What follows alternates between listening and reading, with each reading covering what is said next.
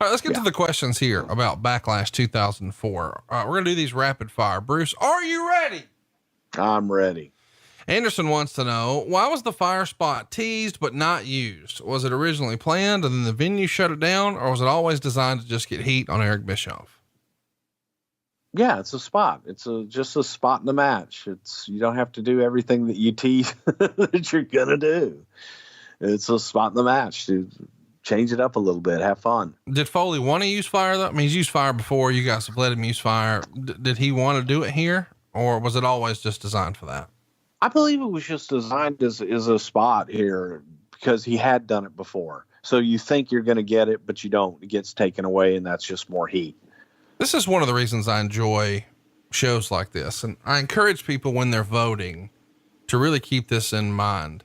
Like, the title of this show is Backlash 04, but we talked about so much other stuff. You got to think about what's going on around it, because we're not just going to cover the pay-per-view as if it happened in a vacuum.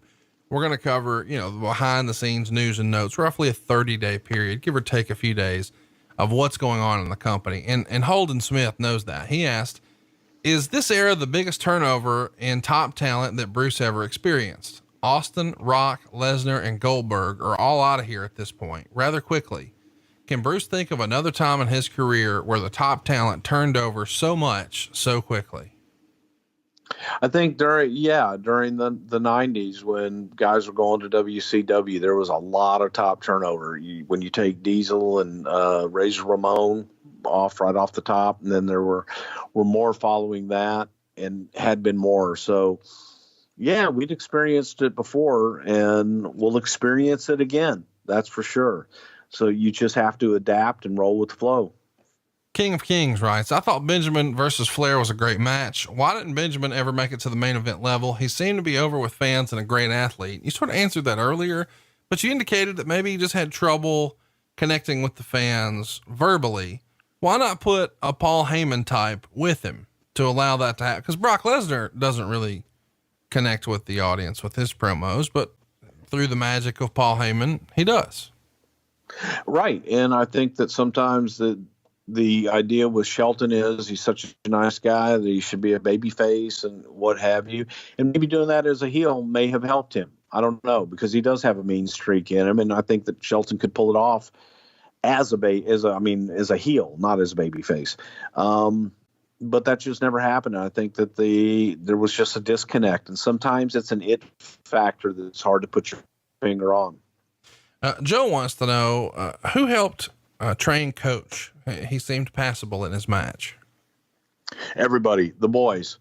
Coach would go in and Coach would work out. I believe he was working out with Tom at the studio as well, the training facility, but Coach would get to the shows early. Coach would go on the house shows and he would announce, and he would get to the shows early and get in the ring with the boys, and they would teach him. They would get in the ring and go early and work with him and teach him things every single day. He busted his ass to get as good as he got. And that's hard to do. Coach wasn't this great worker by any stretch of the imagination, but he was safe and he was able to do things that, he probably shouldn't have been able to do. Let's talk about, and this is a good question here. Brad wants to know, were there any ideas that Mick and Randy had for the match that got shot down by Vince? I mean, they pulled out almost all the stops here besides the fire. And I know we've addressed that. Was there anything else that was pitched that Vince or somebody else said, whoa, we can't do that? Not that I remember. I mean, good God, they did everything under the sun. So I don't know what the hell else that they could have done, but not that I remember. No, not at all. Let's keep it moving here. Andy has a question that we got a lot of variations of this. And I get asked this all the time from Justin from Sports Illustrated. Why were a lot of Canadian wrestlers being announced from the United States at this time? Because they didn't want to be from Canada. Fuck off. Come on. That feels like Vince McMahon saying, God damn it, they're not relatable if they're from Edmonton. Say he's from Georgia. Well, no, some guys wanted to be from where they lived at the time and not go back to that. And, there was a feeling, believe it or not, that guys didn't feel that they would get over if they said that they were from, Calgary, Alberta, Canada, or things like that. Here's my question. That they wanted to come from a bigger city. This is a sidebar, but my brother, one of my older brothers, who's not in a great way right now, but he was born in Tokyo, Japan. And when he was a kid in school, they asked everybody where he came from. And the teacher came to him and said, Ken, where do you live? Or where were you born?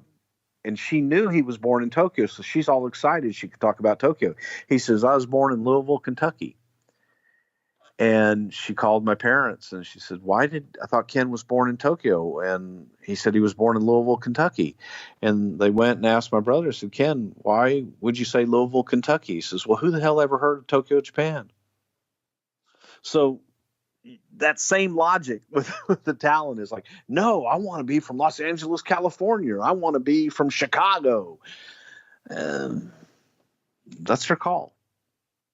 I want to be clear here. You're saying Vince McMahon did not dictate that someone changed their hometown for the good of their character. Sometimes we wouldn't announce where they were from, but no, a lot of times it's guys want to be from where they're living now. Okay. Chad the Dad says, I remember reading rumors at the time that the main event rematch was going to be a ladder match. Did Bruce ever hear this? Was the rumor ever discussed?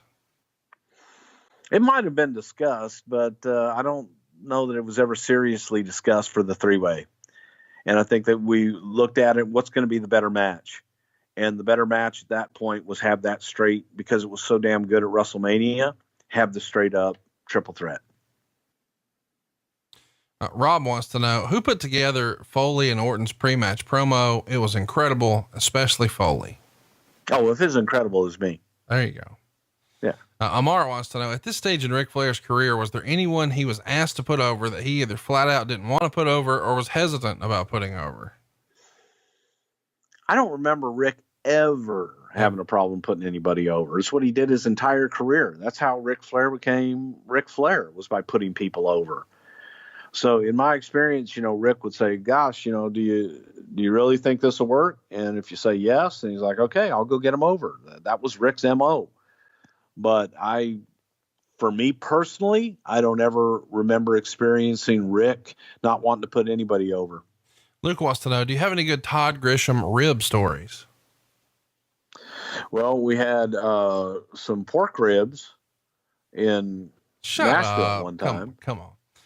No, I don't. The sports guy wants to know, after Mick Foley's amazing performance, were there any plans for him going forward? Yeah, we used it. No, Mick at this time in Mick's career, Mick was coming back for, short little stints here and a stint there and for story. And Mick wasn't looking to come back full time. So it was kind of on a case by case basis with Mick at this point. But I guess the thing that I think he's thinking, and I could be wrong, but he doesn't come back and like a year and change later when he appears at One Night Stand. He's gone for a while. When you see him go out there and, in my opinion, have the best match of the night, I know you disagree. You like the main event better, but that one to me is more memorable. Does Vince go to him and say, goddamn pal, we got to do something for SummerSlam? Well, you've only got so many of those that you can do. And that's the problem with doing that kind of shit is that, okay, how do you top yourself? You got to go away. You got to give it some rest. And it was never intended to go on beyond that. And Mick wasn't looking for full-time things. So the answer is no, we didn't, because we didn't have Mick, and this was a one-off story. And if we had the right story for Mick and it made sense, then yes, we would have done something. But it was also along the lines of, after that performance, how do you top it for a while? Let him go away. Chris Herman wants to know, what is Bruce's opinion on Gail Kim, and why does he think she did not have more success in WWE? I love Gail Kim. I think that Gail Kim's one of the best workers I've ever seen in my life. And she can hang with anybody. And she did have success in WWE. I think that Gail, though, was looking to be in a different atmosphere. And I think Gail wanted, she wanted to work all the time. She's a workhorse. She loves wrestling and she loves working a different style. And at the time, that style wasn't something that the WWE was looking for. So I think Gail, moved to where she felt that she was going to be exposed in a better light. But as far as work and as far as human being, to me, Gail's top notch, man. Last one. This is a great question from Adam Worth. What was Randy Orton's reaction backstage after the match? The look on his face when he went into the thumbtacks was priceless. It almost looks like he went into shock. Was he in a lot of pain after the match? And did you talk to him? Randy Orton coming back after that match had the biggest grin on his face. Probably because he survived it. But I think that Randy felt how great it was and just the reaction and that he had accomplished it. So coming back, and everybody in the locker room just applauded the hell out of the effort in that match and how great it was. So I definitely remember Randy coming back and being ecstatic at the performance.